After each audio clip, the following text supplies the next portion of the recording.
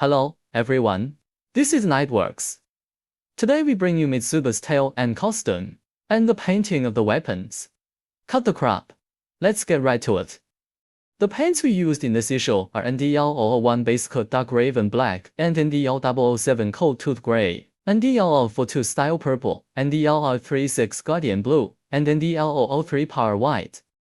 Start by applying a white base to the bright parts of the model, because white background colors reflect more light. Higher color saturation and brightness for subsequent overlay colors. Apply a layer of leaf blue to the dark areas. It can enhance the level of light and shadow. Our vision is more sensitive to changes in the brightness of cool colors. Overlaying in the shadows creates visual depth of field. It has 30% to 50% more layers than pure darkness. This is done here to facilitate the subsequent gradient painting. Finally, use an organ to add another layer of color. A white background reflects about 85% of the light. Makes the overlay color the highest saturation. The first step is to paint the base color. Next, let's strengthen the gradient effect. We're using a rule of thirds composition here. 30% of the bright part. 30% dark. Transition 40%. This makes it more visually balanced. Use white to brighten over self-measure. It's shaping the highlights. Core steps for enhancing dimensionality. Mix gently with a damp pen at the junction. Let the colors blend naturally. Remember that the pen should not be too wet. Otherwise, it will dilute the color. We also want to make the previous highlights to natural. Here we add slippage marks to it. Enhanced realism. Finally, let's take a line. The outlining is able to contrast between shades and shades. Enhance the three-dimensionality of the model. It also deepens the color of depressions. Simulates natural shadows. Here we use an S2018 shadow paint to deepen the shadows. Shadows naturally form in recessed areas of objects due to light blockage. Artificially enhance this phenomenon with shaded paint. Enhances dimensionality and detail. You can also simulate light exposure by contrasting light and dark. Make the model 3D distorted. At this point, the tail painting is complete. Next, let's paint the garment. The painting process is basically the same as that of the tail. Now the surface is thin with a layer of leaf blue. Cool undertones can significantly affect the rendering of the upper layers. Especially when applied thinly, it tends to come through. After the paint is dry, you can thin the second layer of the drawing. You can look at our quartz plates. The lacquer is mixed together. Here we use the technique of color mixing. It makes color transitions more natural, enhance three-dimensionality, create unique visual effects. When you mix cool undertones, we need to pay attention to color theory and manipulation. Master the color mixing technique.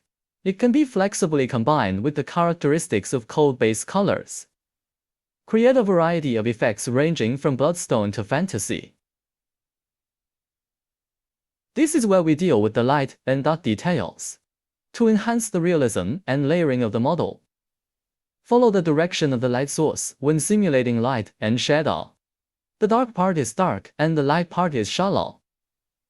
Sweep the junction with a clean wet pen. Mix colors. If the transition is hard, the diluted intermediate color can be remapped at the junction. And finally, the outline. Dilute the pigment to milk consistency. Avoid pen marks. By elevating the contrast, make details visible from a distance.